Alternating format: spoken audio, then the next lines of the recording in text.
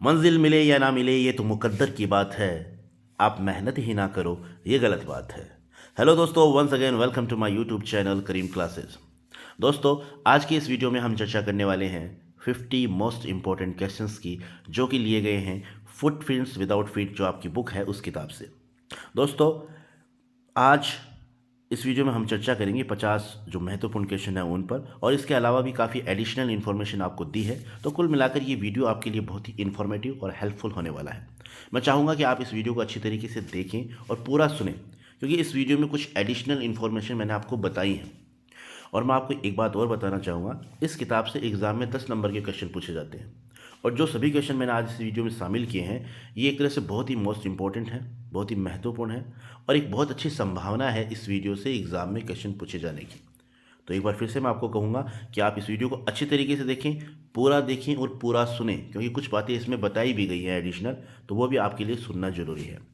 Video काफ़ी informative होने वाली है, वीडियो काफ़ी लंबी होगी, लगभग 1 घंटे की वीडियो होगी ये। तो मैं चाहूँगा आप इस वीडियो को अच्छी तरीके से धैर्य के साथ देखिए। तो चलिए बिना देरी के शुरू करते हैं आज के इस वीडियो को। हाँ, एक बात और मैं आपको कहना चाहूँगा दोस्तों, अगर आपको मेरा यह प्रयास अच्छा लगता है और अगर ये मेरी वीडियो आपको अच्छे लगे तो प्लीज़ इसे लाइक और अपने दोस्तों के साथ ज़रूर शेयर करिएगा और सब्सक्राइब भी कर दीजिएगा, क्योंकि आपका एक लाइक, एक शेयर और एक सब्सक्राइब मुझे मोटिवेट करता है। तो चलिए शुरू करते हैं आज के इस वीडियो को। और सबसे पहले चर्चा करते हैं चार्ट के बारे में, जो कि ये चार्ट, ये जो आपकी किताब है फुटप्रिंट्स विदाउट फीट, उसमें 10 चैप्टर है और हर चैप्टर को स्टेप बाय स्टेप मैंने डिस्क्राइब करने की कोशिश की है। यानी उस चैप्टर में जो मोस्ट इंपॉर्टेंट चीज़ है, मोस्ट इंपॉर्टेंट पॉइंट्स हैं, वो मैंने इन चार्ट में शो किए हैं, ताकि आपको एक बार सरसरी नज़र से अगर आप इन्हें देख लें और सुन लें तो एग्ज़ाम में जो मल्टीपल चॉइस क्वेश्चन पूछे जाते हैं वो आपकी गलत ना हो। तो चलिए शुरू करते हैं। सबसे पहले हम बात कर लेते हैं चैप्टर नंबर फर्स्ट की, जिसमें मोस्ट इंपॉर्टेंट पॉइंट्स कौन कौन से हो सकते हैं, मल्टीपल चॉइस क्वेश्चन अगर पूछे जाएं तो कौन कौन से पूछे जा सकते हैं, कैसे क्वेश्चन आ सकते हैं, उन पर हम चर्चा कर लेते हैं। जो हमारा पहला पहला चैप्टर है अ ट्रायम्फ ऑफ सर्जरी। तो इसमें मैं आपको बताना चाहूँगा कि एक कुत्ते का जिक्र हुआ है। जो मेन करेक्टर है इसमें, एक तो मालकिन है जिसका नाम है मिसेस पम्फरी, और एक कुत्ता है। तो कुत्ते का नाम क्या है? कुत्ते का नाम है ट्रिगी। तो आपको पता होना चाहिए उसका क्या नाम है, ट्रिकी। और ट्रिकी की स्पेलिंग भी आपको ध्यान रखनी है। कई बार एग्जाम सेटर जो होते हैं वो कंफ्यूज करने के लिए स्पेलिंग में अलग अलग मिस्टेक करके क्वेश्चन पूछते हैं, और फिर हम कंफ्यूज हो जाते हैं कि कौन सी स्पेलिंग थी। जैसे मान लो ऑप्शन दिए होंगे TRICKI, TRICKY, तो कुछ भी अलग अलग स्पेलिंग चेंज करके वो पूछ सकते हैं। तो आपके चैप्टर में जो कुत्ते का जिक्र है और उसकी जो नाम है उसका नाम ट्रिकी है और स्पेलिंग है TRICKI, और इस कुत्ते की मालकिन का नाम है मिसेस पम्फरी। ठीक है, तो ये आपको याद रखना है।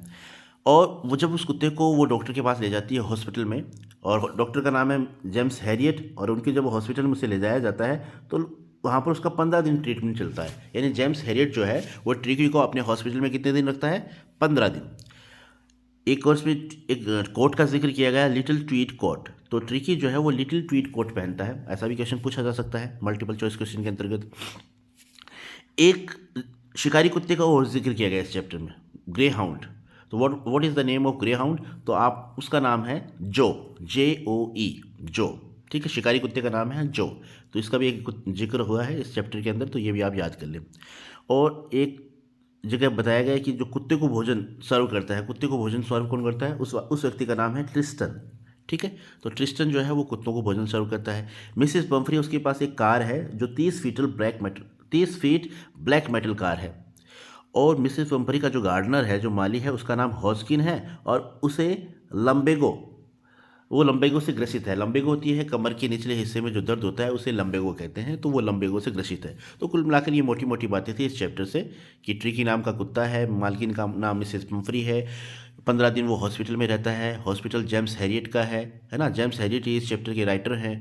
और ट्रिकी जो है एक लिटिल ट्वीट कोट पहनता है। और इस चैप्टर में एक कुत्ते का जिक्र हुआ है, शिकारी कुत्ते का, उसका नाम है जो। और कुत्तों को जो भोजन खिलाता था उसका नाम है ट्रिस्टन। मिसेस पम्फरी के पास में 30 फीट लंबी ब्लैक मेटल कार है, और उसके गार्डनर का नाम हॉस्किन है।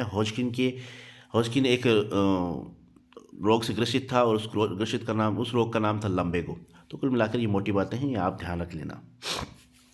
Second chapter, the thieves story. अब थीव्स स्टोरी में मुख्य करेक्टर कौन है? मेन करेक्टर है अनिल और हरी सिंह है। हरी सिंह जो कि राइटर भी है, और उसकी उम्र है लगभग 15 ईयर्स ओल्ड, और अनिल जो है वो 25 ईयर्स ओल्ड है। ठीक है, हरी सिंह चोर है ना। इस चैप्टर में बताया गया हरी सिंह को चोर बताया गया है। ठीक है, Anil room was over the Jamuna sweet shop. अब अनिल जो है उसका जो कमरा है वो जमुना स्वीट शॉप है उसके ऊपर है। जमुना जो मिठाई की दुकान है उसके ऊपर उसका कमरा है। Hari Singh sleeps in the balcony. Hari Singh जो है जब अनिल के पास जाता है तो हरी सिंह को अनिल बालकनी में सोने के लिए जगह देता है। Lucknow express time was 10:30 PM। अब जब वो चोरी करके भाग रहा होता है तो उस वक्त लखनऊ एक्सप्रेस का जिक्र हुआ है इस चैप्टर में, और वो उसका टाइम भी शो किया गया कि लगभग 10:30 बजे वो रवाना होती है स्टेशन से। Anil kept 600 rupees in 50s। और अनिल जो है उस दिन 600 रुपये लेकर आया था। 50-50 के 12 नोट थे उसके पास में, और उसने अपने गद्दे के नीचे उन्हें रखा था। Anil gave a 50 rupees note to Hari Singh. और चैप्टर की लास्ट में यानी इस कहानी के अंत में अनिल जो है वो हरी सिंह को 50 रुपये का नोट भी देता है ना, तनख्वाह के रूप में। मान लीजिए वो कहता है कि आज से मैं तुम्हें 50 रुपये जो है तुम्हारी मजदूरी दूंगा। तो इस तरीके से ये मोटी मोटी बातें हैं जो इस चैप्टर में यूज़ की गई हैं। ये याद करने लायक चीज़ें हैं, पॉइंट्स हैं, तो आप इन्हें ध्यान में रख लेना। नेक्स्ट चैप्टर देखते हैं, द मिडनाइट विजिटर्स। तो इसमें जो है मेन कैरेक्टर कौन है? ओजेबल और मैक्स, जो कि सीक्रेट एजेंट है। और जो ओजेबल का रूम है वो 6th फ्लोर पर है, टॉप फ्लोर है और 6th फ्लोर है। ओजेबल जो है फ्रेंच और जर्मन बोल सकता है, और इसके बोलने का लहजा जो है वो अमेरिकन है, यानी अमेरिकन एक्सेंट के साथ वो फ्रेंच और जर्मन दोनों भाषाएं अच्छी तरीके से बोल लेता है। और इसमें एक फाउलर है, फाउलर जो है वो ओजेबल के साथ जाता है और वो एक रोमांटिक राइटर है। और जब वो कमरे में खड़े होते हैं फाउलर, मैक्स और ओजेबल, और बात कर रहे होते हैं, उस दौरान गेट पर एक आदमी नॉक करता है। तो वो आदमी जो नॉक करता है उसका नाम था हेनरी, और वो वेटर था, तो उसका नाम है हेनरी। ठीक है, तो ये मोटी बातें हैं, ये आप याद कर लेना। नेक्स्ट चैप्टर है अ क्वेश्चन ऑफ ट्रस्ट। तो अ क्वेश्चन ऑफ ट्रस्ट में मेन जो करेक्टर है वह है होरास टेम्बी, जो कि ताले बनाने का काम करता है, यानी लॉक मेकर है, लॉक स्मिथ है। और उसकी उम्र लगभग 50 साल की है और वो अनमेरिड है। ठीक है, 50 ईयर्स ओल्ड, और वो अनमेरिड है। और वो सोटेवर ग्रेन्स हाउस का लगभग 2 सप्ताह से वो उसका क्या कर रहा था, अवलोकन कर रहा था, उसकी रेकी कर रहा था उस घर की। और जब वो जिस तिजोरी को तोड़ता है और उसमें जो ज्वेल्स होते हैं, ज्वेलरी होती है, उसकी लगभग कीमत बताई गई है 15,000 पाउंड की। ठीक है, और उसे बाद में जेल हो जाती है, जेल में चला जाता है, कैद में चला जाता है हॉरेस जो है। और वो किस रूप में वहाँ पर काम करता है? असिस्टेंट लाइब्रेरियन, सहायक लाइब्रेरियन के रूप में वो वहाँ पर काम करता है। ठीक है, अब बात कर लेते हैं नेक्स्ट चैप्टर की, फुटप्रिंट्स विदाउट फीट। इस चैप्टर में जो साइंटिस्ट है उसका नाम है ग्रिफिन। ठीक है, और उसने कुछ दवाइयाँ खा ली हैं जिससे वो अपने आप को क्या कर देता है, अदृश्य कर लेता है। और जब वो अदृश्य हो जाता है तो वो किचन में वहाँ जाता है, और किचन में उसे क्या मिलता है? कोल्ड मीट और कॉफ़ी लेता है वो वहाँ किचन से। ठीक है, तो ये कुछ मोटी बातें हैं, ये देख लेना आप। अब नेक्स्ट चैप्टर हमारा the making of a scientist.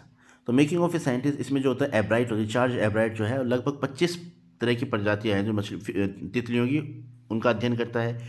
और जो एब्राइट है उसकी माँ जो है उसे एक किताब देती है, उस किताब का नाम है the travel of monarch x.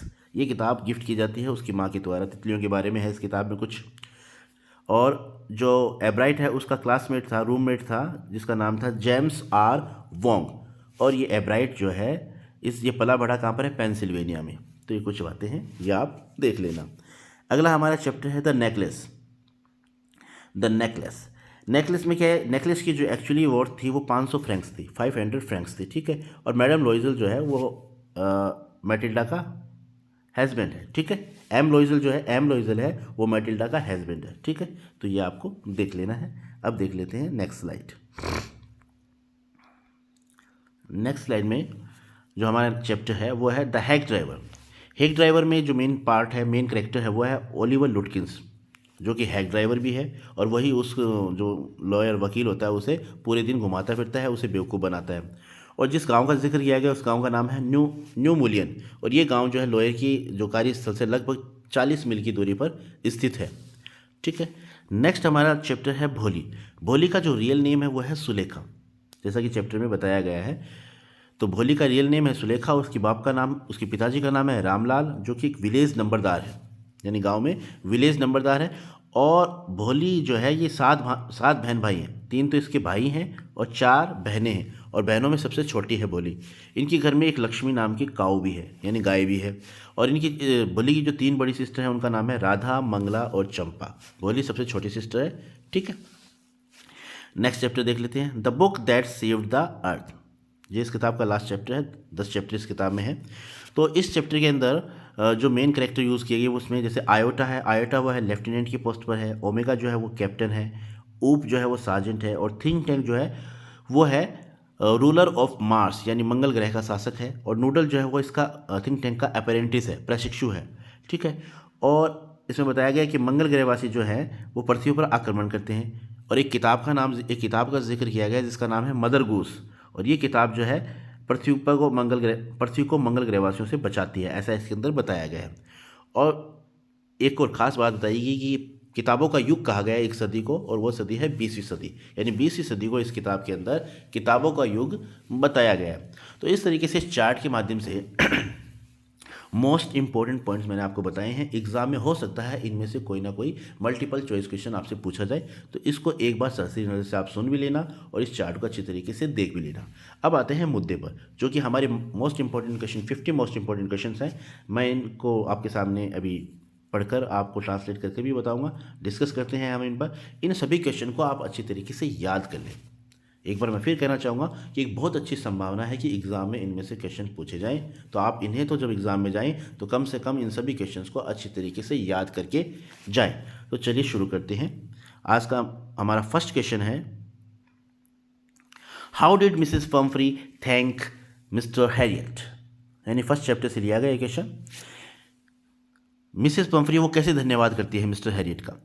Mister Herriot inform Mrs Pumphrey that now she could take Tricki home, यानी जब मिस्टर हैरियट जो है वो इन्फॉर्म करता है मिसेस पम्फ्री को कि वो अब ट्रिकी को अपने घर ले जा सकते हैं। Seeing this Mrs Pumphrey was delighted and thank the doctor, और ये जब वो देखती है मिसेस पम्फ्री तो वो काफ़ी खुश होती है और वो डॉक्टर को धन्यवाद देती है। सी थैंक्ड हिम, वो उसको धन्यवाद देती है, सेइंग दैट, ये कहते हुए कि it was a Triumph of surgery, ये तो सर्जरी की विजय हुई है। सी felt highly grateful towards mister Harriet, और वो काफ़ी आभार व्यक्त करती है अपना। Her eyes were filled with tears of gratitude, और आभार स्वरूप उसकी जो आंखें हैं वो आंसुओं से भर जाती हैं। तो इस तरीके से वो मिस्टर हैरियट का जो है आभार व्यक्त करती है।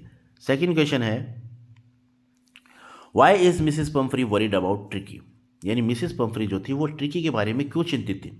Mrs Pomfrey is worried about tricky because he looks listless, यानी मिसेस पम्फ्री जो थी उसके बारे में, ट्रिकी के बारे में चिंतित थी क्योंकि उससे वो एकदम काफ़ी निराश सा लग रहा था। He seems to have no energy, ऐसा लग रहा था उसमें बिल्कुल भी ताकत नहीं है। सी थिंक्स, वो सोचती है, that she is suffering from malnutrition, यानी वो सोचती है कि शायद ये कुपोषण का शिकार हो गया है, तो ये बातें सोचकर उसके बारे में चिंतित हो जाती है। थर्ड क्वेश्चन हमारा है, how did mister Harriet cure tricky illness, यानी किस तरीके से हैरियट जो है वो ट्रिकी का इलाज करता है, ट्रिकी की बीमारी का इलाज करता है। तो mister Herriot knew that the reason for Tricki's illness was overfeeding and no physical exercises, ये एक्सरसाइज, यानी मिस्टर हैरियट को पता था कि ट्रिकी की बीमारी का कारण क्या है, ओवर फीडिंग है, यानी उसे आवश्यकता से अधिक खिला दिया गया है और उसको कोई भी फिजिकल एक्सरसाइज नहीं करवाई जाती है। So Mr Harriet gave him no medical treatment of any kind, इसलिए मिस्टर हैरियट ने किसी भी प्रकार का मेडिकल ट्रीटमेंट ट्रिकी को नहीं दिया। For the first 2 days he gave Tricki no food, शुरुआती 2 दिनों में उसने ट्रिकी को कोई भी खाना नहीं दिया, बट प्लेंटी ऑफ वाटर, लेकिन बहुत सारा पानी पिलाया। Then he gave him food in moderate amounts, और बाद में जो भोजन दिया वो एक संतुलित मात्रा में दिया। In this way he cured illness in a fortnight, इस तरीके से 15 दिन में उसने ट्रिकी का इलाज किया, यानी ट्रिकी को अपने हॉस्पिटल में 15 दिन रखा था। नेक्स्ट क्वेश्चन देखते हैं, when did Mrs Pomfrey call the narrator, यानी मिसेस पम्फ्री ने नरेटर को कब बुलाया। When Tricky stopped eating anything and refused even his favorite dish and started vomiting, यानी जब ट्रिकी खाना खाना बंद कर देता है और उसकी जो फेवरेट डिश है उसे भी खाने से वो इनकार कर देता है और उल्टियाँ करने लगता है, तो मिसेस पम्फ्री वाज डिस्ट्रॉट, तो मिसेस पम्फ्री क्या हो जाती है, परेशान हो जाती है। Then she called the narrator immediately, तो फिर वो जल्दी से नरेटर को कॉल करती है और बुलाती है। नरेटर कौन, जेम्स हैरियट। ठीक है, अब देखते हैं next slide. Question number 5, question number 5 हमारा ये रहा, why is it difficult to rob a careless person according to Hari Singh, ये सेकंड चैप्टर से लिया गया है, अ थीफ्स स्टोरी से।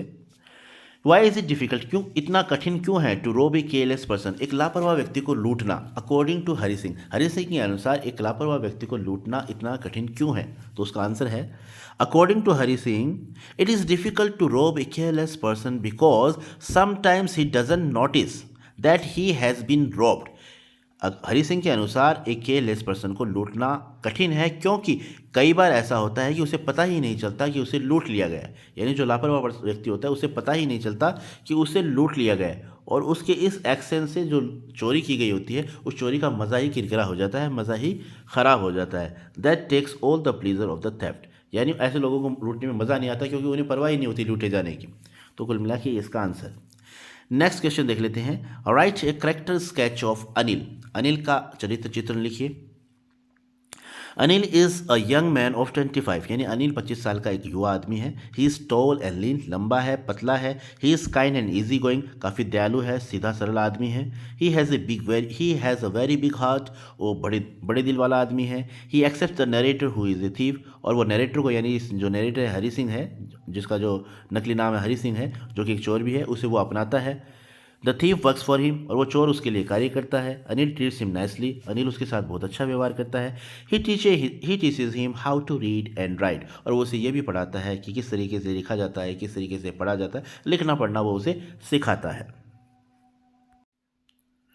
अब देख लेते हैं क्वेश्चन नंबर 7, और क्वेश्चन नंबर 7 है हमारा, why did Hari Singh take a new name every month. अब हरी सिंह जो कि चोर था वो हर महीने अपना नाम बदल लेता। क्यों बदल लेता था? क्योंकि वो अपने पुराने मालिकों से और पुलिस से दूर रह सके, उनसे बच सके। तो इसका आंसर होगा, Hari Singh was a thief, Hari Singh एक चोर था। So he took a new name every month, इसलिए वो अपना नया नाम रखता था हर महीने। It kept him ahead of the police, और ये बात उसे दूर रखती थी पुलिस से, एंड हिज फॉर्मर एम्प्लॉयर्स, और अपने पुराने जो मालिक हैं उनसे। ठीक है, अब देख लेते हैं क्वेश्चन नंबर 8। क्वेश्चन नंबर 8 है हमारा, why did Hari Singh choose Anil as his next victim, यानी अपना अगला शिकार अनिल को इसने क्यों चुना? आंसर हो जाएगा, Hari Singh was an experienced thief. Hari Singh जो है वो एक अनुभवी चोर था। Though he was only 15 yet he knew about his profession a lot. हालांकि वो यूँ तो 15 साल का था, लेकिन वो अपने प्रोफेशन के बारे में बहुत कुछ जानता था। He was an expert at his job, अपने काम में वो कुशल था।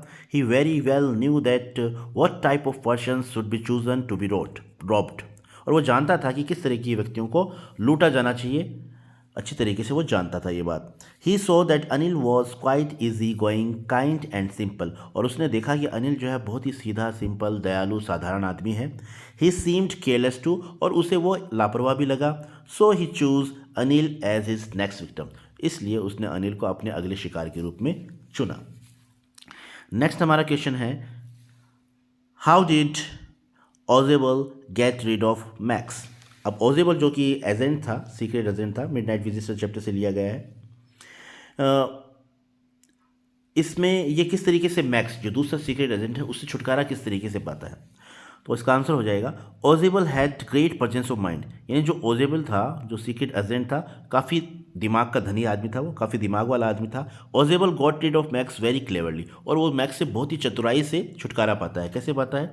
ही convinced Max that there was a balcony under the room window, यानी वो उस मैक्स को मना लेता है, यानी ये बात समझा देता, बताता है कि रूम के जो है रूम विंडो के नीचे बालकनी है, यानी काल्पनिक बालकनी की वो कहानी एक गढ़ता है, और उस कहानी को समझा देता है, उसे मना लेता है मैक्स को कि रूम के नीचे जो है विंडो, रूम की जो विंडो है इसके नीचे क्या है? बालकनी है। And one could easily enter and escape through it, और एक आदमी आसानी से वहाँ से आ भी सकता है और जा भी सकता है, जबकि उस रूम की विंडो के नीचे कोई बालकनी नहीं थी, लेकिन एक काल्पनिक कहानी बनाकर वो इस तरीके से उसे मना लेता है। और जब वो हेनरी उनके कमरे में आता है, दरवाजे को नॉक करता है, और जब वो मैक्स वहाँ से भागता है तो भागकर उसे, हालांकि नीचे कोई बालकनी नहीं होती, लेकिन जो कहानी बताई होती है वो उसकी कहानी पर, ओजेबल की कहानी पर विश्वास कर लेता है, और वो खिड़की से जैसे ही कूदता है तो नीचे कूदते ही उसकी, जाहिर सी बात है, मौत हो गई होगी। तो इस तरीके से वो मैक्स से छुटकारा पा लेता है ओजेबल। नेक्स्ट हमारा क्वेश्चन है, what is Fowler and what is his first authentic thrill of the day, यानी फाउलर कौन है और उसकी मतलब क्या सबसे ऑथेंटिक थ्रिल जो दिन की थी वो क्या थी? तो आंसर इसका होगा, फाउलर इज़ ए राइटर, जो कि ओजेबल के साथ जाता है। तो Fowler is a writer, he has his first authentic thrill of the day when Ausable switches on the light and Fowler sees a man in the room with a pistol in his hand, यानी जब Fowler जो है वो ओजेबल के साथ 6th floor पर जाता है उसके साथ, और जैसे ही वो रूम खोलते हैं और रूम को ओपन करते हैं तो वो देखते हैं कि एक आदमी अंदर खड़ा हुआ है, और मैक्स नाम, उस आदमी का नाम मैक्स है, हालांकि ये बाद में हमें पता चलता है, और उसके हाथ में पिस्टल है। तो ये सीन देख कर क्या है, वो एकदम उसके लिए काफ़ी वो ये एक तरह से ऑथेंटिक थ्रिल थी, घबरा जाता है वो उनको देखकर। तो ये सीन था उसके लिए, तो आप इसको इस तरीके से याद कर लेना, ठीक है। अब देख लेते हैं हम नेक्स्ट स्लाइड को। हमारी नेक्स्ट स्लाइड क्या है? Question number 11। क्वेश्चन नंबर 11 क्या कहता है? Give a character sketch of Ausable. तो ओजेबल का करेक्टर स्केच हमें बताना है। ओजेबल जो कि मेन करेक्टर है इस चैप्टर का, तो ओजेबल वैसे सीक्रेट एजेंट है वो, और मुख्य पात्र भी इस चैप्टर का है। तो इसके करेक्टर को हम याद कर लेते हैं, पढ़ लेते हैं क्या है। Ausable is a secret agent, यानी एक सीक्रेट एजेंट है Ausable. He is very fat and looks like a common man. काफ़ी मोटा है वो और एक साधारण आदमी की तरह लगता है। He can speak French and German possibly, और आसानी से वो फ्रेंच और जर्मन है वो बोल सकता है। He mixes American accent with French and German, लेकिन जब वो जर्मन या फ्रेंच बोलता है तो उसका एक्सेंट जो है, बोलने का लहजा क्या है, वो अमेरिकन है।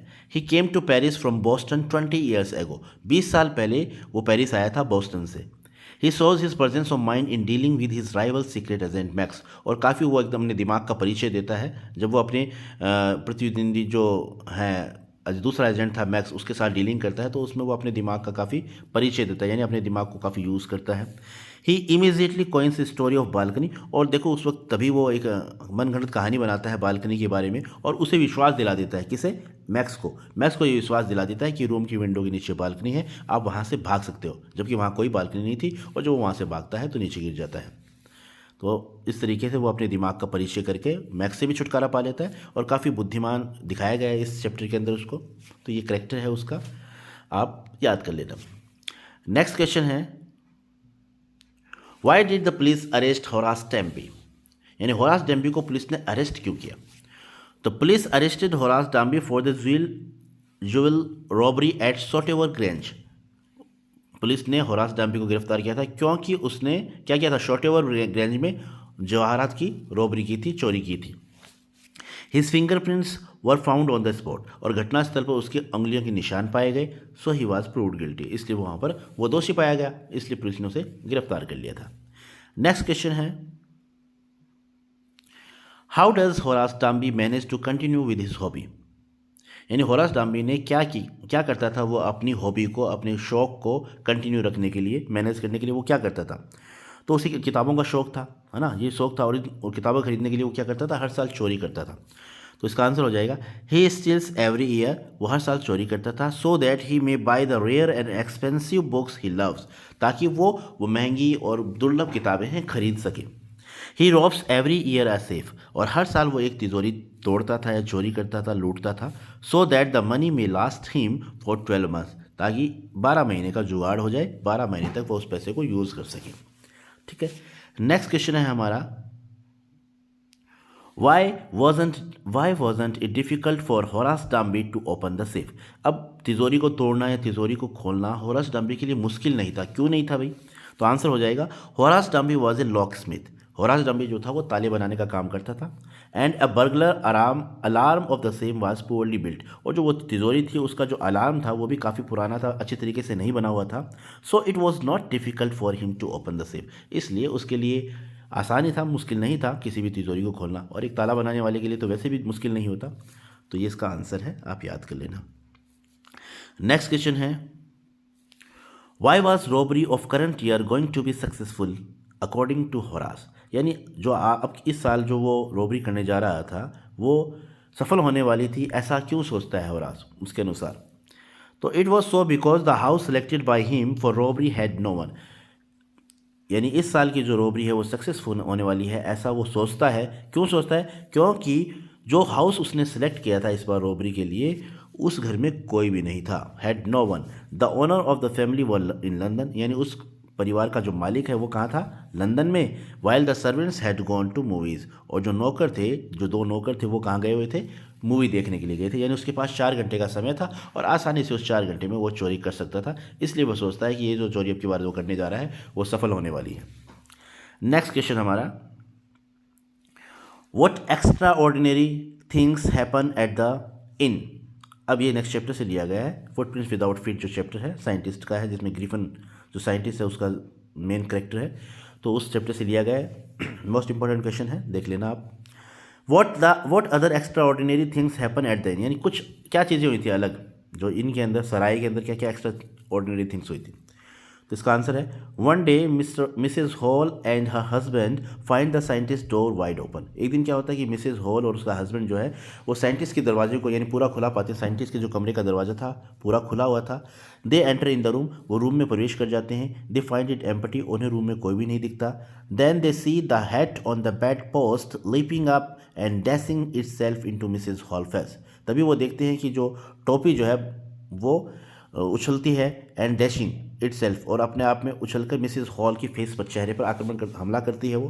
Then the bedroom chair becomes alive, फिर क्या होता है बेडरूम की जो चेयर है, जो चेयर कुर्सी थी, वो जिंदा हो जाती है अचानक। It charges eight Mrs hall, और वो भी मिसेस हॉल पर प्रहार करती है, हमला करती है। एज दे टर्न अवे, जैसे ही वे मुड़ते हैं, the chair pushes them both out of the room, और वो जो कुर्सी होती है वो उन्हें दोनों को धक्का मार के कमरे से बाहर निकाल देती है। Then the door appears to be automatically closed and locked behind him, और जो दरवाजा है वो ऑटोमेटिक अपने आप बंद हो जाता है और लॉक हो जाता है। Such extraordinary things happen at the inn, ऐसी मतलब एक्स्ट्रा ऑर्डिनरी थिंग्स जो चीज़ें हैं वो उस दिन शराय में होती हैं। तो ये आंसर है। अब देख लेते हैं नेक्स्ट स्लाइड। नेक्स्ट स्लाइड हमारी क्या कहती है, क्वेश्चन नंबर 17। क्वेश्चन नंबर 17 क्या है, what trouble did Griffin have to face after becoming invisible.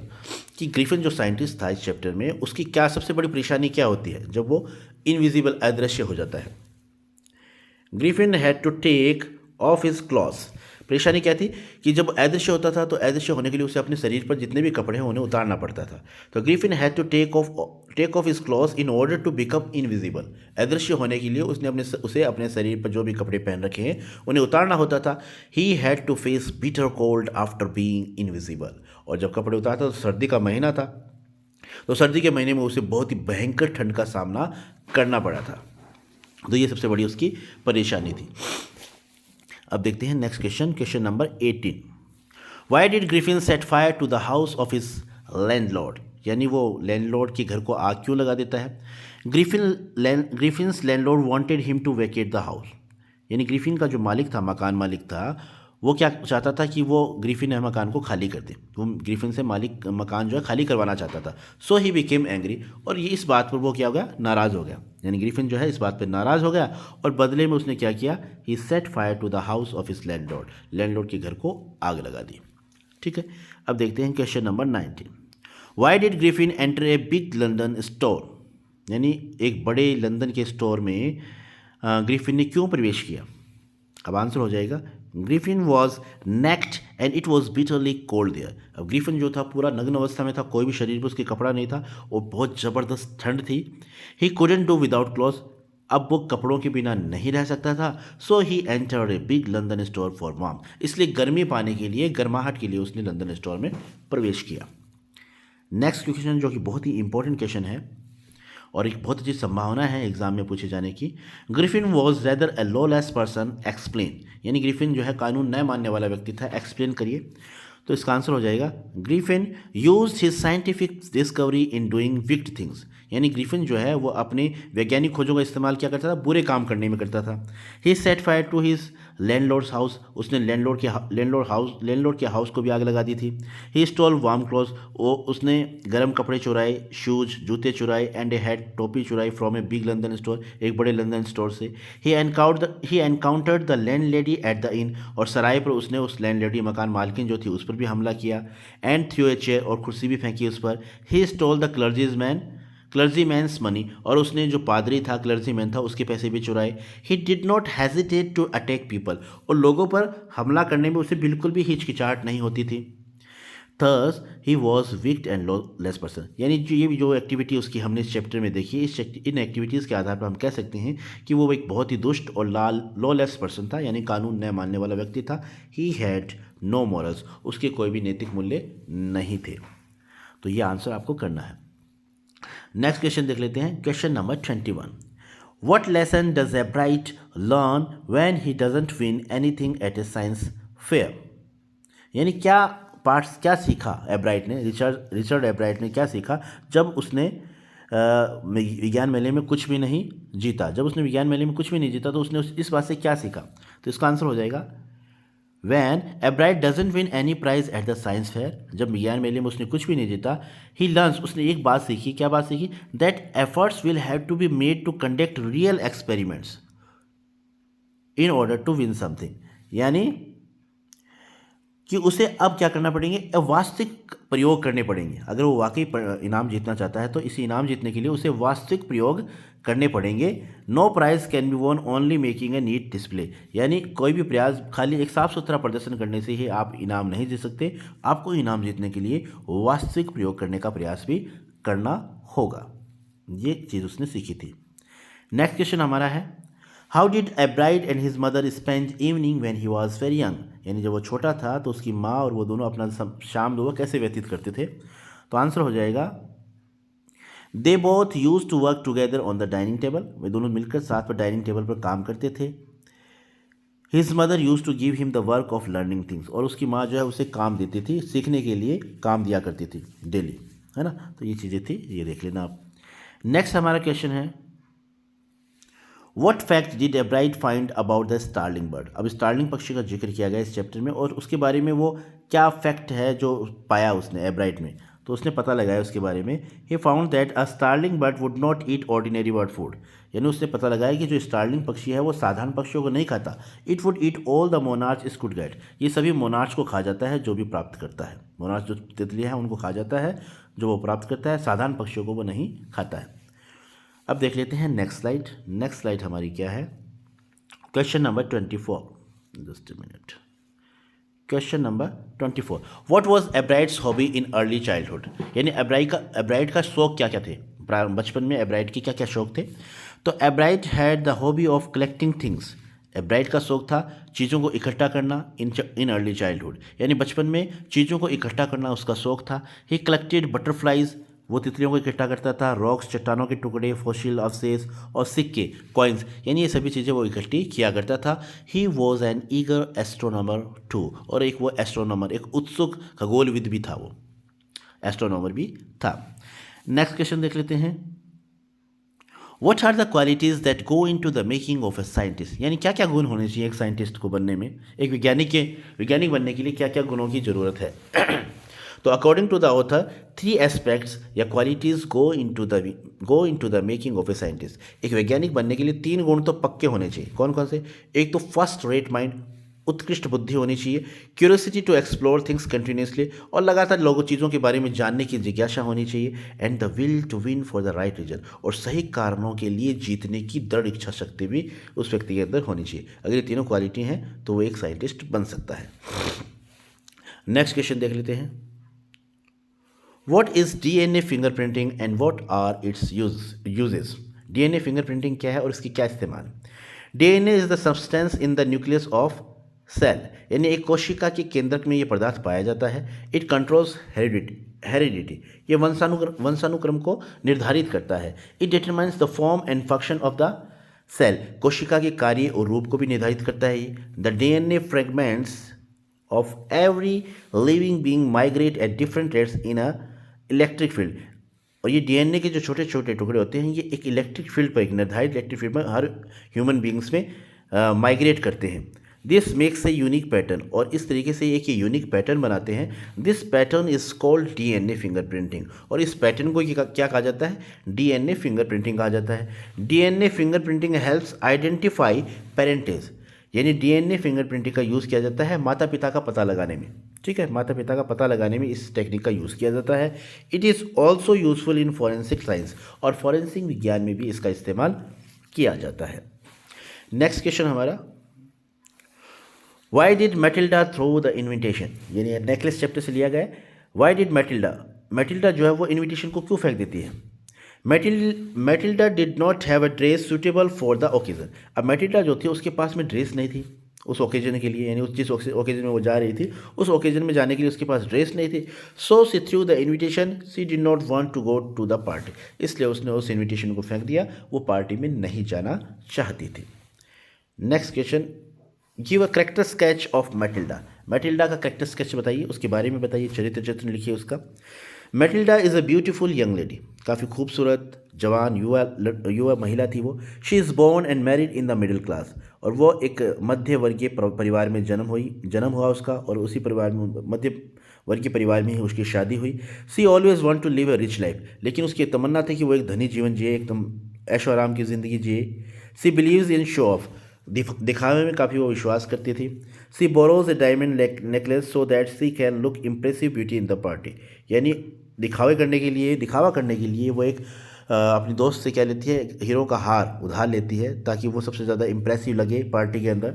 C doesn't tell the truth about the lost necklace, और जब वो हार उससे खो जाता है तो उस हार के बारे में भी वो नहीं बताती है अपनी दोस्त को, बिकॉज ऑफ फाल्सिटी, और अपनी इस असत्यता के कारण, यानी इस सच को छिपाने के कारण ही she had to replace the artificial diamonds necklace with one of the real diamond. तो जो कि वो वो अपने दोस्त से जो डायमंड का हार जब लेके आती है वो नकली था। अब वो अपनी दोस्त को बताती नहीं इस बारे में, तो अपने इस सत्य को छिपाने के कारण ही उसे उस नकली हार के बदले में असली हार देना पड़ता है। And the cost of real diamond necklace ruined her life, और वो जो असली डायमंड उसे देना पड़ता है, तो उस असली डायमंड की कीमत चुकाने के लिए वो अपनी एक लंबा टाइम लग जाता है। इस तरीके से वो अपने जीवन को बर्बाद कर लेती है। तो ये था। नेक्स्ट क्वेश्चन देख लेते हैं। What kind of a person is madam लॉइजल? Why is she always unhappy? अब ये मैडम लॉइजल है, वो किस प्रकार की मतलब व्यक्ति है, किस प्रकार की है, and why is she always unhappy, और हमेशा वो नाखुश क्यों रहती है मतलब। तो मैडम लॉइजल है is a pretty young lady, बहुत ही सुंदर युवा महिला है। She feels herself born for all delicacies and luxuries, और वो महसूस करती है कि उसका जन्म जो है तमाम ऐशो आराम के लिए हुआ है। She is always unhappy because she wants to live a lavish life of high society, और वो हमेशा अनहैप्पी रहती है, नाखुश रहती है, क्योंकि वो चाहती थी एक आरामदायक, एक ऐशो आराम की ज़िंदगी जीना।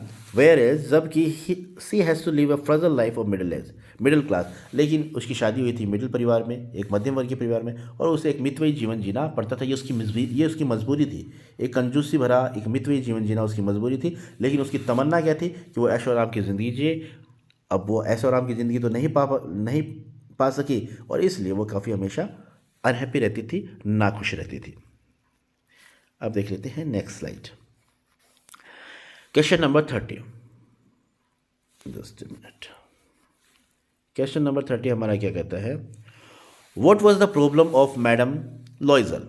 अब उसकी प्रॉब्लम क्या थी? Madame Loisel had an invitation to a grand party. Madame Loisel जो था उसे एक इन्विटेशन मिला था एक पार्टी में जाने का। She somehow arranged for a new beautiful dress. अब जैसे तैसे उसके पास पहले तो ड्रेस नहीं थी, तब वो नाराज़ थी, तो जैसे तैसे उसने ड्रेस का अरेंजमेंट तो कर लिया।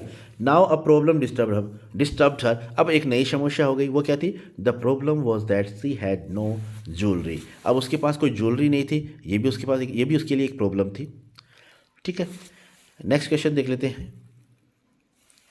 Why was madam लॉइजल dilated at the party? अब वो पार्टी में जब जाती है बहुत खुश हो जाती है। क्यों होती है भाई खुश? तो इसका आंसर है madam Loisel looked the prettiest of all in the party. यानी वो जब ड्रेस भी उसने ले ली थी और अपनी दोस्त से उधार उसने एक डायमंड का हार भी ले लिया था, सब कुछ पहन के जब वो पार्टी में जाती है तो सबसे ज़्यादा खूबसूरत दिखती है। ऑल मैन नोटिस हर, सभी लोग उसकी तरफ देखते हैं, उसका नाम पूछते हैं। एवरीवन एडमायर्ड हर, सभी लोग उसकी प्रशंसा करते हैं, और ये सब चीज़ें देखकर, ये सब सम्मान पाकर वो काफ़ी खुश होती है। All this dilated her. Next question number 32। Which places did the narrator visit with the hack driver? अब ये नेक्स्ट चैप्टर से लिया गया हैक ड्राइवर में विच प्लेसेस, कौन कौन सी जगह जो है वो नरेटर विजिट करता है, कहाँ कहाँ जाता है हैक ड्राइवर के साथ, देखते हैं। They visited Fritz's shop, Gustaf's barber shop, Gray's barber shop, the pool room, यानी वो फ्रिट्स की दुकान पे भी जाते हैं, गुस्ताफ जो नाई की दुकान है वहाँ पर जाते हैं, ग्रे जो है वो नाई की दुकान वहाँ पर भी जाते हैं, पूल रूम यानी जुआ घर है वहाँ पर भी जाते हैं, Wade seal and the farm of Lutkins mother, Wade seal पर जाते हैं, और लुटकिंस मदर का जो फार्म हाउस है वहाँ पर भी वो जाते हैं। यानी ये जगह तमाम जगह हैं जहाँ पर वो नरेटर है उस हैक ड्राइवर के साथ विजिट करता है। किसको ढूंढने के लिए? क्योंकि वो गया था लुटकिंस को ढूंढने के लिए, है ना, तो उस लुटकिंस को ढूंढने के लिए वो इन जगह पर जाता है। अब नेक्स्ट क्वेश्चन है हु इज़ लुटकिंस? अब ये लुटकिंस कौन है? लुटकिंस इज़ द हैक ड्राइवर इन, लुटकिंस जो है वो हैक ड्राइवर है, जिस हैक ड्राइवर के साथ वो लेयर पूरे दिन घूमता है, जिसको ढूंढने वो गया था, उस आदमी के साथ ही वो पूरे दिन वहाँ पर घूमता रहता है। तो Lutkins is the hack driver, Lutkins वो हेक ड्राइवर है। In whose company the lawyer spends the whole day at New Mullion, यानी जिसके साथ पूरे दिन वो न्यू मिलियन पर घूमता है, बिताता है पूरा दिन, वो हेक ड्राइवर ही क्या था, लुटकिन है। Lutkins introduces himself to the lawyer by the name of Bill, लेकिन लुटकिंस जो है वो लॉयर को क्या बताता है, अपना नाम बिल बताता है कि मेरा नाम बिल है, जबकि वो एक्चुअली होता कौन है, वो लुटकिंस ही होता है, लेकिन वो अपना झूठा नाम बताता है लॉयर को, और क्या नाम बताता है, बिल। नेक्स्ट क्वेश्चन हमारा, what did the hack driver say about लुटकिंस mother, यानी वो हैक ड्राइवर जो है, जिसका एक्चुअली वास्तव में जो लुटकिंस ही था, वो लुटकिंस की माँ के बारे में क्या बताता है, क्या कहता है, वो कहता है he said that she was 9 feet tall, 4 feet thick and quick as a cat and sharp in talk. वो कहता है कि वो 9 फीट तो लंबी है, 4 फीट चौड़ी है, बिल्ली की तरह तेज़ है और बातें बहुत करती है, यानी ये बातें वो बताता है। Question number 35, why did the narrator return to New Mullion the next day. अब अगले दिन नरेटर जो है वापस न्यू मिलियन क्यों लौटता है, क्यों आता है दोबारा, पहले दिन तो उसे मिला नहीं, तो दोबारा वो दूसरे दिन क्यों जाता है। The narrator had come to New Mullion to serve summons to Lutkins, यानी जो नरेटर था उसे न्यू मिलियन आना था टू सर्व समन्स, यानी सम्मन देने के लिए, टू लुटकिंस को, but he couldn't find him, लेकिन यानी जब पहले दिन आया था तो वो लुटकिंस को सम्मन देने के लिए आया था, लेकिन वो उसे नहीं ढूंढ पाया, but he could not find him. So the next day he was sent with a man, इसलिए उसे अगले दिन दोबारा भेजा गया एक आदमी के साथ, हु रिकग्नाइज लुटकिंस, जो लुटकिंस को जानता था, यानी इसलिए वो उस दूसरे आदमी को साथ लेकर आया। ठीक है, अब देख लेते हैं next question, why was the narrator sent to serve summons to Oliver Lutkins. अब लुटकिंस को समन्स भेजने के लिए नरेटर को क्यों भेजा गया, लुटकिंस को सम्मन देने के लिए नरेटर को क्यों भेजा गया। Lutkin was needed as a witness in law case, यानी लुटकिन जो था उसकी ज़रूरत थी एज ए विटनेस, एक गवाह के रूप में उसकी ज़रूरत थी, एक केस में गवाह के रूप में उसकी ज़रूरत थी। He had ignored all the letters of the law firm, अब उसे काफ़ी लेटर्स भेजे गए थे, लेकिन उन्होंने सभी लेटर्स को इग्नोर कर दिया था लुटकिंस ने। So the narrator was sent, इसलिए नरेटर को भेजा गया था कि आप जाओ और उसको सम्मन देकर आओ। Question number 37, who was the hack driver, how did he befool the narrator. ये हैक ड्राइवर कौन था, उसने किस तरीके से नरेटर को मूर्ख बनाया। The hack driver was Lutkin himself, hack driver खुद ही लुटकिन था। He was that very man whom the narrator was looking for, ये वही आदमी था जिसके साथ पूरे दिन जो नरेटर है वो तलाश करता रहता है उस आदमी की, और उस आदमी के साथ ही रहता है वो पूरे दिन। He came to know that the narrator did not recognize Lutkins, अब लुटकिंस को पता था कि वो ये जो नरेटर है जो ढूंढने आया है लुटकिंस को, ये लुटकिंस को नहीं जानता, यानी ये मुझे नहीं जानता है। So he made a plan to befool him, इसलिए उसने एक प्लान बनाया उसे मूर्ख बनाने का, कि ये मुझे जानता तो है नहीं, तो ये खुद ही हैक ड्राइवर वो अपना नाम बिल बताता है उसे, और पूरे दिन उसे घुमाता है वहाँ पर न्यू मिलियन गाँव में। So he made a plan to befool him, इसलिए वो एक प्लान बनाता है उसे मूर्ख बनाने का। ही इंट्रोड्यूस्ड हिमसेल्फ एज बिल, वो अपना परिचय क्या देता है कि मेरा नाम बिल है। And offered the narrator help to locate Lutkins, और उसे कहता है कि मैं तेरी मदद करूँगा, मैं आपकी मदद करूँगा लुटकिंस को ढूंढने में। He took him to almost all places of the village, और उसे वो पूरे गाँव में जितनी से लगभग सभी जगह लेके जाता है। And asked the people about लुटकिंस, और लोगों को लुटकिंस के बारे में पूछता है। थस ही बिफूल्ड द नरेटर, तो इस प्रकार पूरे दिन वो उसे घुमाता है और उसने नरेटर को मूर्ख बनाया। अब देखते हैं नेक्स्ट स्लाइड, क्वेश्चन नंबर 38, जो कि भोली चैप्टर से लिया गया है। Draw a brief character sketch of भोली, भोली का चरित्र चित्रण बताइए। Bholi's real name was Sulekha, भोली का जो वास्तविक नाम था वो क्या था, सुलेखा था। She fell from a cot when she was 10 months old, जब वो 10 महीने की थी तो वो चारपाई से गिर गई थी।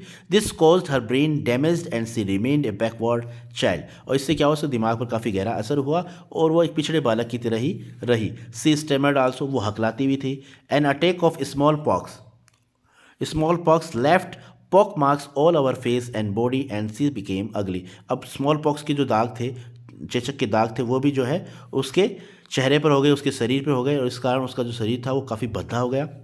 Eight the age of 7 she was sent to school, और जब वो 7 साल की थी तो उसे स्कूल भेजा गया। A lady teacher taught and increased her, एक महिला अध्यापक ने उसे पढ़ाया और काफ़ी प्रोत्साहित किया। She became bold confident and self respecting, और इससे क्या वो काफ़ी साहसी बनी, आत्मविश्वासी, सेल्फ रिस्पेक्टिंग वो बन गई। तो इस तरीके से ये करेक्टर है, आप याद कर लीजिएगा। Next question, question number 39। What tip did the teacher give Bholi to give up stammering? Answer हो जाएगा the teacher encouraged Bholi to speak again and again. Teacher जो थी, उसकी महिला टीचर थी, उसने प्रोत्साहित किया भोली को बार बार बोलने के लिए। सी टोल्ड हर, उसने उसे बताया to put the fear out of her heart, कि उसने कहा कि अपने दिल से डर को बाहर निकालो। To be able to speak without stammering, और बिना हकला कर बोलने की कोशिश करो। आप अपने अंदर जो डर बैठा हुआ है उस डर को बाहर निकालो। इस तरीके से महिला जो अध्यापक थी भोली की, उसने उसे प्रोत्साहित किया बोलने के लिए। Question number 40।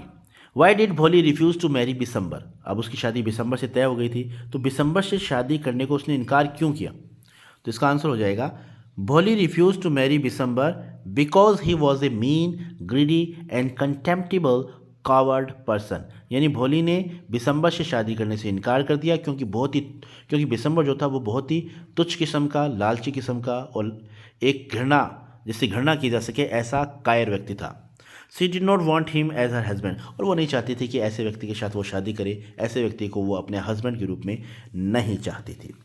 Question number 41। Why was Bholi frightened when she was taken to school by Ramlal? भाई वो क्यों डर गई जब उसे स्कूल ले जाया गया? When Ramlal try to take Bholi to school, यानी जब रामलाल उसे भोली को स्कूल ले गया, उसे स्कूल ले जाने की कोशिश की उसने, सी वॉज फ्राइटेंड, वो डर गई थी। क्यों डर गई थी? She did not know what a school was like, वो नहीं जानती थी कि स्कूल कैसा होता है, यानी स्कूल के बारे में उसने कभी स्कूल देखा नहीं था, तो वो स्कूल के बारे में बिल्कुल भी नहीं जानती थी। Question number 42। Why do Bholi's parents accept Bishamber's marriage proposal? यानी भोली के माता पिता ने बिसम्बर जो शादी का प्रस्ताव लेकर आता है उसे क्यों एक्सेप्ट किया? तो इसका आंसर है Bholi's parent accept this marriage proposal, Bholi के माता पिता ने इस प्रपोजल को एक्सेप्ट किया। इट इज़ बिकॉज, क्योंकि they think nobody will marry Bholi, कि वे सोचते हैं कि कोई दूसरा व्यक्ति भोली के साथ शादी नहीं करेगा, क्योंकि एज सी इज़ अगली एंड विटलेस, क्योंकि वो काफ़ी भद्दी है और उसमें इतनी बुद्धि भी नहीं है, तो इस कारण कोई दूसरा तो उससे शादी नहीं करेगा, इसलिए वो दिसंबर के मैरिज प्रपोजल को स्वीकार कर लेते हैं। Next question, question number 43। Why is Bholi's father worried about her? Bholi के पिताजी भोली के बारे में चिंतित क्यों थे? तो रामलाल हैज़ 7 चिल्ड्रन, रामलाल के 7 बच्चे थे। All of them except Bholi are good looking, healthy and strong. अब भोली को छोड़कर बाकी सभी तंदुरुस्त थे, अच्छे थे और स्वस्थ थे। Hence it is not difficult to find suitable matches for them, इसलिए इतना मुश्किल नहीं था उनके लिए, मतलब उनकी शादी करना उसके लिए मुश्किल नहीं था। भोली has neither good looks nor intelligence, लेकिन भोली जो थी वो ना तो इतनी सुंदर दिखती थी ना इतनी बुद्धिमान थी। बिसाइड्स, इसके अलावा सी स्टैमर्स, वो हकलाती भी थी, जब वो बोलती थी तो वो हकला कर बोलती थी। So her father is worried about her, इसलिए उसके पिताजी उसके बारे में काफ़ी चिंतित थे। He worries about her marriage, वो उसकी शादी को लेकर काफ़ी चिंतित थे। अब देख लेते हैं नेक्स्ट स्लाइड, जो कि लास्ट स्लाइड है। Question number 44। Why does Think tank call the earth an insignificant place? यानी ये जो क्वेश्चन है वो the book that saved the earth chapter से लिया गया है। थिंक टैंक जो है वो क्यों कहता है पृथ्वी को एक मतलब बहुत ही तुच्छ जगह क्यों बताता है? आंसर है इसका Think Tank is the ruler of Mars. Think tank जो है वो मंगल ग्रह का शासक है। He thinks himself to be the most powerful and intelligent creature in the universe. वो सोचता है कि वही है इस दुनिया में सबसे ताकतवर, सबसे बुद्धिमान प्राणी। इस पूरे ब्रह्मांड में सबसे अगर कोई ताकतवर और सबसे बुद्धिमान व्यक्ति है तो थिंक टैंक ही है, ऐसा वो थिंक टैंक सोचता था अपने बारे में। So he calls the earth an insignificant place, इसलिए वो पृथ्वी को एक बहुत ही तुच्छ जगह समझता है। Question number 45। Give a character sketch of noodle. Noodle का करेक्टर स्केच लिखिए, बताइए। तो आंसर हो जाएगा noodle is the apprentice of think tank. Noodle जो है वो थिंक टैंक का अप्रेंटिस है, प्रशिक्षु है। He knows more about the earthlings and their activities than Think Tank, और वो थिंक टैंक के बजाय थिंक टैंक से ज़्यादा जानता है पृथ्वीवासियों के बारे में और उनकी गतिविधियों के बारे में। ही इज़ इंटेलिजेंट, नूडल जो है इंटेलिजेंट है, क्लेवर चतुर भी है, एंड डिप्लोमेटिक और कूटनीतिज्ञ भी है। He praises think tank before suggested anything, और कुछ भी बताने से पहले, यानी जब भी वो थिंक टैंक को कुछ भी बताता है तो उससे पहले क्या करता है, उसकी बड़ाई तारीफ करता है वो। तो एक तरह से चापलूस किस्म का आदमी है। ठीक है, नेक्स्ट क्वेश्चन है, what does Think tank ask the mirror. अब वो थिंक टैंक है वो मिरर से क्या पूछता है, तो मिरर से क्या पूछता है, आंसर हो जाएगा think tank ask the mirror who is the most fantastic intellectually gifted being in the universe. वो शीशे से यही बात पूछता है, जब भी वो शीशे की तरफ देखता है तो वो खुद ही पूछता है कि इस दुनिया में, इस ब्रह्मांड में सबसे ज़्यादा फैंटेस्टिक और बुद्धिमान जो आदमी है, प्राणी कौन है, ये बात वो उससे पूछता है। Question number 47, why was the 20th century called the era of the book, यानी 20वीं शताब्दी को किताबों का युग क्यों कहा गया था। The 20th century was called the era of the book because in those days there were books about everything. 20वीं शताब्दी को किताबों का युग कहा गया था क्योंकि उन दिनों there were books about everything, हर चीज़ों के बारे में किताबें थी। From anteater to Zulus, यानी एंट ईटर से लेकर जूलस नाम की प्रजाति है, यानी हर चीज़ के बारे में आपको किताबें मिल जाएंगी उस दौर में, इसलिए इस दौर को 20th सेंचुरी को एरा ऑफ द बुक कहा गया है। The books taught people what to do, how to do, when to do and why to do, और किताबें पढ़ाती थी, लोगों को बताती थी कि क्या करना है, कैसे करना है, कब करना है और क्यों करना है, यानी कुल मिलाकर सभी चीज़ों के बारे में किताबों में दिया होता था, इसलिए 20वीं शताब्दी को किताबों का युग कहा जाता था। क्वेश्चन नंबर 48, व्हाट डज ऊप थिंक अबाउट द लाइब्रेरी। ऊप जो है, सार्जेंट जो था ऊप, वो लाइब्रेरी के बारे में क्या सोचता है। About the library Oop thinks that it may be a habitatory, यानी लाइब्रेरी के बारे में ऊप सोचता है कि ये कोई बिसायती, यानी बिसायती की दुकान है, यानी हैबिटेसरी शॉप है। About the book he thinks that they may be heads, और जब वो किताबों को देखता है तो वो सोचता है कि भाई ये, पहले वो देखता है कि वो हैबिटेसरी शॉप है, यानी टोपियों की, टोपी वगैरह बेचा करती थी जिन दुकानों पर, उस वैसी दुकान वो समझता है। और जब वो किताब को देखता है तो वो देखता है कि ये कोई, और किताबों को देखकर वो अनुमान लगाता है कि ये शायद टोपियाँ हैं, कैप्स हैं, हैट्स हैं। He opens a book and put it on his head, और वो एक किताब को खोलता है और अपने सर पर रख लेता है। तो एक तरह से टोपी वगैरह इनकी दुकान वो समझता है लाइब्रेरी को। ठीक है, question number 49, how does Think Tank to be saluted. Important question है कि थिंक टैंक जो है वो कैसे सम्मानित होना चाहता था, वो क्या चाहता था कि किस तरीके से उसका सम्मान किया जाए। तो आंसर हो जाएगा think tank wishes to be saluted with a loud announcement and bow with these words. वो चाहता था कि उसका एक तीव्र जोरदार आवाज़ में उसका सम्मान किया जाए और झुककर उसका अभिवादन किया जाए। और कैसे किया जाए, O great and mighty think tank, ruler of Mars and her two moons, most powerful and intelligent creature in the whole universe, यानी झुककर अभिवादन किया जाए उसका, और इस तरीके से उसकी शान में ये बातें कही जाएँ। कौन कौन सी बातें, O great and mighty think tank, ruler of Mars and her two moons, हे महान शक्तिशाली मंगल ग्रह के शासक और उसके 2 चंद्रमा के शासक, सबसे शक्तिशाली, most powerful and intelligent creature, बुद्धिमान प्राणी इन द होल यूनिवर्स, पूरे ब्रह्मांड में बुद्धिमान प्राणी, यानी ऐसी ऐसी बातें उसके बारे में कही जाएँ और ये कहकर उसे उसको सलाम किया जाए एक तरह से। क्वेश्चन नंबर 50, जो कि आज के इस वीडियो का लास्ट क्वेश्चन है, why did think tank express his peevishness with Noodle, यानी थिंक टैंक जो है वो अपनी नाराज़गी क्यों एक्सप्रेस करता है नूडल के साथ, भी नाराज़ क्यों हो जाता है वो नूडल से। तो इसका आंसर हो जाएगा think tank expresses his peevishness with Noodles, यानी वो अपनी नाराज़गी, अपना चिड़चिड़ापन नूडल के साथ एक्सप्रेस करता है क्योंकि because he did not salute him in a proper manner, क्योंकि नूडल ने उसे एकदम सही तरीके से सल्यूट नहीं किया था। As he was suppose to do, जैसा कि थिंक टैंक चाहता था। He asked Noodle to go over the whole thing again, तो फिर वो नूडल को कहता है कि अब दोबारा जो पूरी प्रोसेस है तुम दोबारा करो, दोबारा से मुझे सल्यूट करो। तो ये था आज का वीडियो। तो इस तरीके से 50 क्वेश्चंस आज मैंने आपके साथ शेयर किए हैं और ये सभी क्वेश्चंस एग्ज़ाम के पॉइंट ऑफ व्यू से काफ़ी इंपॉर्टेंट हैं, तो मैं चाहूँगा आप इन्हें अच्छी तरीके से याद कर लें। Thank you so much for watching this video. Keep watching, keep learning, have a nice day.